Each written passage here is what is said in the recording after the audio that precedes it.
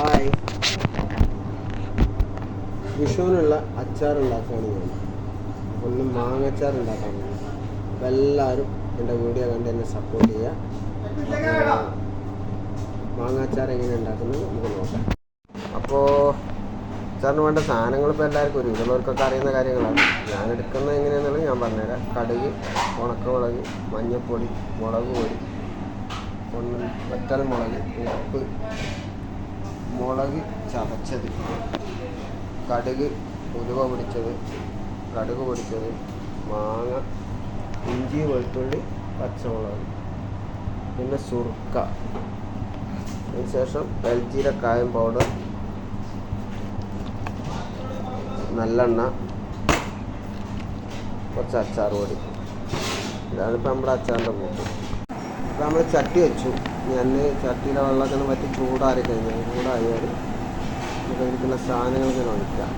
ഞാൻ അച്ചാറുണ്ടാക്കുന്നത് നല്ലെണ്ണയിലാണ്. ഓരോരുത്തരും ഓരോ ഐഡിയയാണ്. അച്ചാറിന് വേണ്ട നല്ലെണ്ണ നമ്മളിങ്ങനെ ഒഴിച്ചു. ആവശ്യത്തിനുള്ള കടുകിടുക. കരിവേപ്പില ഇവിടെ കിട്ടാല്ല. ഖത്തറിലാണ് ഞാൻ ജോലി ചെയ്യുന്നത്. അവിടെ കരിവേപ്പില കിട്ടാല്ല. അതുകൊണ്ട് നമ്മൾ കരിവേപ്പില ഇടുന്നില്ല. ഇന്ത്യയിൽ നിന്ന് സാധനം വരാത്തതുകൊണ്ട് കരിവേപ്പിലല്ല. കുറച്ച് മുളകിടുക.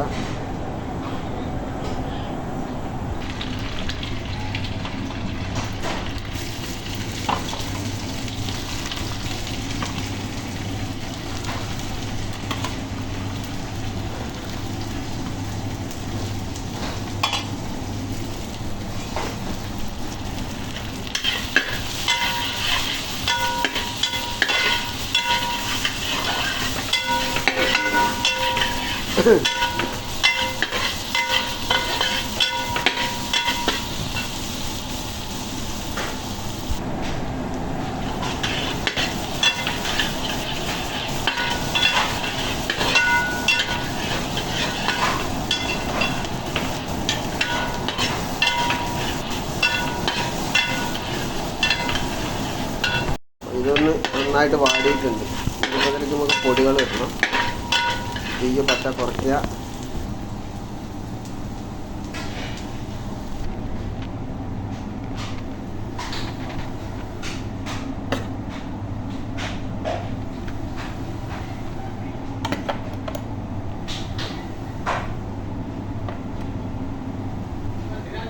പൊടി കൂടുതൽ വേണ്ട.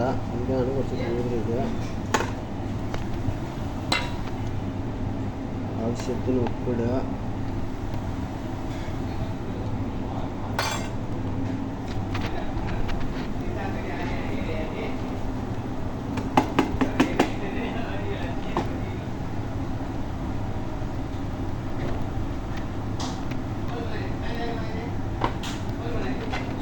കുറച്ച് കൂടുതലുണ്ടായതുകൊണ്ടാണ് ഞാൻ ഹോട്ടലിലാണ് ജോലി ചെയ്യുന്നത്. കുറച്ച് കൂടുതലുണ്ടായി മസാലകൾ കൂടുതൽ വേണം.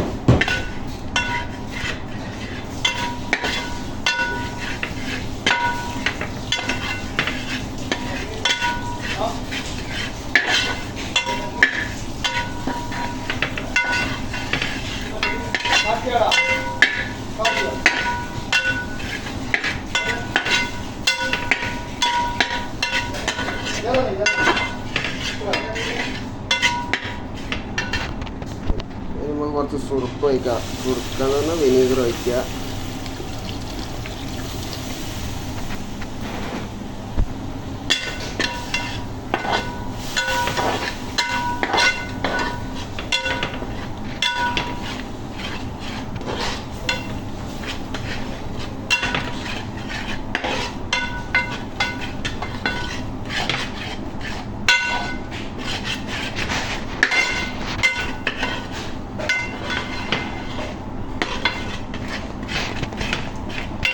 ഇതാണ് സുഹൃത്തുക്കളെ എൻ്റെ അച്ചാർ. ഇനി ഞാൻ തീ കത്തിക്കില്ല. ഇനി ഇതിൽ മാങ്ങ ഇടുക, ഇളക്കും. തീ ഫുള്ളി കടുക്കി. ഇനി ഇതിൽ മാങ്ങ ഇടണം.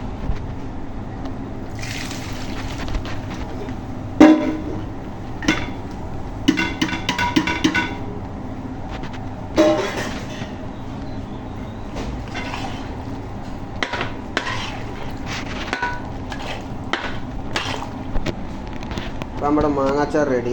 മസാല റെഡി ആയി കഴിഞ്ഞാൽ പിന്നെ തീ കത്തിക്കരുത്. പച്ചയിൽ തന്നെ ഉണ്ടാക്കണം മാങ്ങാച്ചാർ. ഇത് എത്ര മാസങ്ങളോളം വെച്ചാലും കേടുവരില്ല. വെള്ളം ഒഴിക്കരുത്.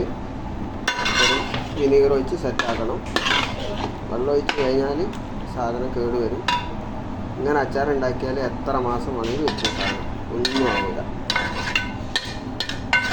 ആ മസാലയൊക്കെ നന്നായിട്ട് വറുത്തിട്ട് നമ്മൾ കറി ഉണ്ടാക്കുമ്പോൾ അച്ചാർ ഉണ്ടാക്കിയാൽ നല്ല ടേസ്റ്റ് ഉണ്ടാവും. സംഭവം അടിപൊളിയാണ്.